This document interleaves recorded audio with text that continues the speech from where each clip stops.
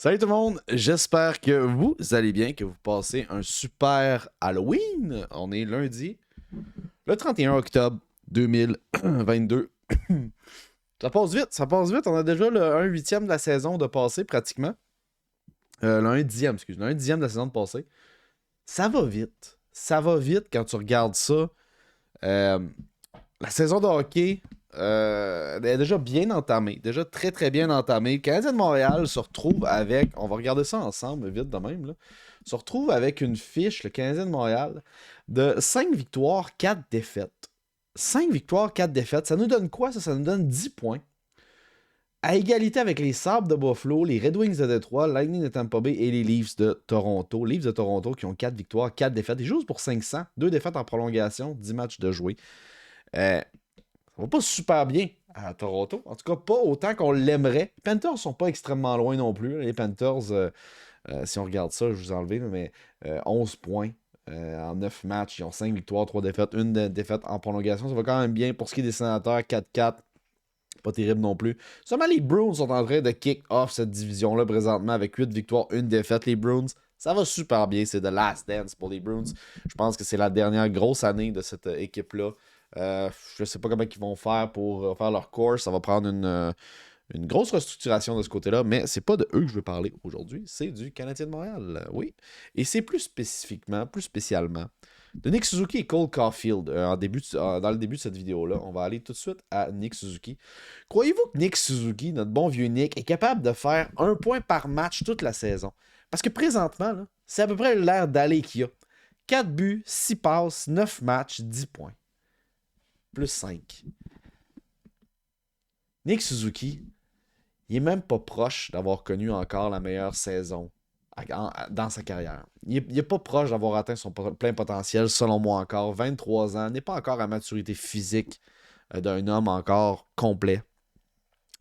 Ça va s'en venir. Ses meilleures années sont devant lui à Nick Suzuki, puis c'est ça qui est beau. C'est ça qui est beau avec ce capitaine-là, avec la signature qu'on a fait au début de la saison, souvenez-vous. Il y a beaucoup de monde qui doutait de la signature de Nick Suzuki sur un contrat de 8 ans, trop cher payé, trop longtemps. Je vous le dis, là. Je vous le dis en primeur, ce contrat-là, là, on va l'aimer. Ce contrat-là, on va l'aimer. Surtout quand ça va être rendu à sa 4e, 5e année. On va adorer le contrat qu'on va avoir donné à Nick Suzuki. En revanche, je n'ai pas le choix de vous dire que je vais avoir peur du contrat qu'on va donner à cet homme-là. En 9 matchs, 10 points également. 7 buts, 3 passes. 7 fucking buts. J'ai pas le tableau devant moi, mais il fait partie de l'élite de la Ligue nationale depuis le milieu de la saison dernière. Il est sur une streak incroyable. Je pense qu'en 82 matchs, il a fait 50 buts. Dans les 82 derniers matchs, il a fait 50 buts à peu près. Il est dans le top avec ceux-là qu'on connaît tous. Les Matthews, les McDavid, etc. Il est dans le top. C'est dans le top des joueurs, des buteurs de la Ligue nationale de hockey, Cole Caulfield, qui deviendra agent libre avec restriction à la fin de la saison. Et ça, c'est ce que j'ai peur. Parce que je l'ai dit souvent sur ma chaîne, je l'ai répété, je maintiens ce que je dis. Plus on va avancer dans la saison, plus ça va coûter cher au Canadien de Montréal et plus ça va être difficile de lui donner le contrat que le Canadien aimerait peut-être avoir. Puis là, les Canadiens, je pense qu'ils vont viser pour 2 sortes de contrats. Je pense qu'ils devraient miser pour le contrat à long terme de 8 ans, un peu comme on a fait à Suzuki. Payer la même chose que Suzuki. Si tu es capable d'aller payer la même chose, ça serait vraiment bon parce que je pense qu'il va demander encore plus. Et puis le scénario que je suis pas tant favorable avec ça, mais que je pense que le Canadien n'aura pas le choix d'envisager aussi, c'est un contrat plus à la Jordan Kyrou. Donc 4 ans, un petit peu plus cher. Mais il va pouvoir aller prouver sa valeur, signer un autre plus gros contrat après 4 ans. De toute façon, la valeur de Caulfield, je pense que tranquillement, pas vite, elle devient de plus en plus évidente, de moins en moins grise. C'est un excellent joueur de hockey. C'est un excellent joueur de hockey. Il peut marquer de n'importe quelle crise de position. Il est bon, il est beau à voir sur la patinoire. Il a une bonne énergie, une bonne vibe. Et puis là, il a laissé ses démons à l'étranger. Lors du dernier match du Canadien de Montréal, il a été chercher 3 points. Il a laissé ses démons d'être un joueur qui joue seulement à l'étranger derrière lui. Ça, j'étais très très content de voir ça. Et puis, tout ça a démarré, là. Je me rappelle plus c'est qui le joueur qui a fait. Ben, je pense que c'est lui qui était la bougie d'allumage, en fait. C'est lui qui a été la bougie d'allumage dans cette rencontre-là. Nick Suzuki a carry également l'équipe. Gros, gros joueur, Nick Suzuki. Fait que c'est ça. Où c'est qu'on est dans le standing? C'est ça que je vous ai dit, guys. Où c'est qu'on est? On est là. On est ici. Puis c'est ça qu'il faut se demander, là. C'est ça qu'il faut se demander, puis c'est ça que tout le monde va se demander toute la saison. C'est quoi qu'on veut? C'est quoi qu'on veut au final? On a une équipe qui est pas si mauvaise que ça.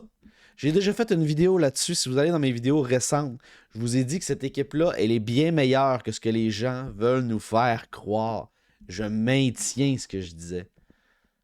D'après moi, le Canadien va surprendre. Le Canadien va surprendre, puis si on est au fight, si au fight on est à, je sais pas moi, on est à, man, pas grand-chose. On est à une position d'aller faire les séries. Je pense pas qu'on va faire la vente de feu que tout le monde attend pour la date limite des transactions. Puis si à la date limite des transactions, on est comme à une position de faire les séries, Canadien, ça se peut qu'il y aille en ligne avec ça aussi. Ça se peut en tabarnak. Parce que ce groupe-là, ce groupe de jeunes-là ne veut pas perdre, guys. Le groupe de jeunes, il veut pas perdre. Et puis c'est ça qui va être compliqué. Tu sais, je veux dire, il y a beaucoup de monde qui disent, il y a beaucoup de monde qui se disent ah, le directeur général, il veut qu'ils perdent, ils veulent, ça nous prend un fantasy, ça nous prend un... Peu importe, c'est les joueurs qui vont décider. C'est les joueurs qui décident. Et puis présentement, les joueurs jouent de façon superbe.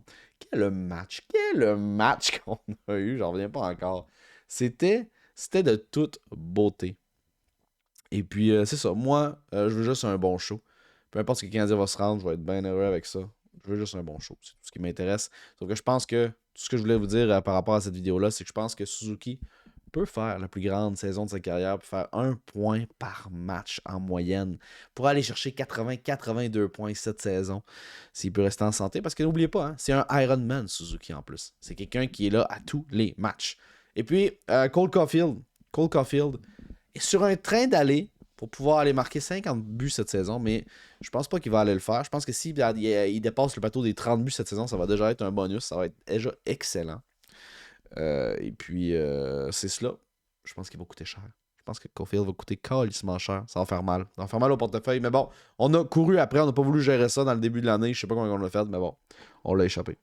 Merci beaucoup d'avoir écouté la vidéo jusqu'à la fin. Abonnez-vous à la chaîne. On est une nouvelle chaîne francophone qui parle d'actualité sur la LNH et sur le Canadien de Montréal plus spécifiquement, mais on parle de plein d'autres sujets. On fait des breaks également.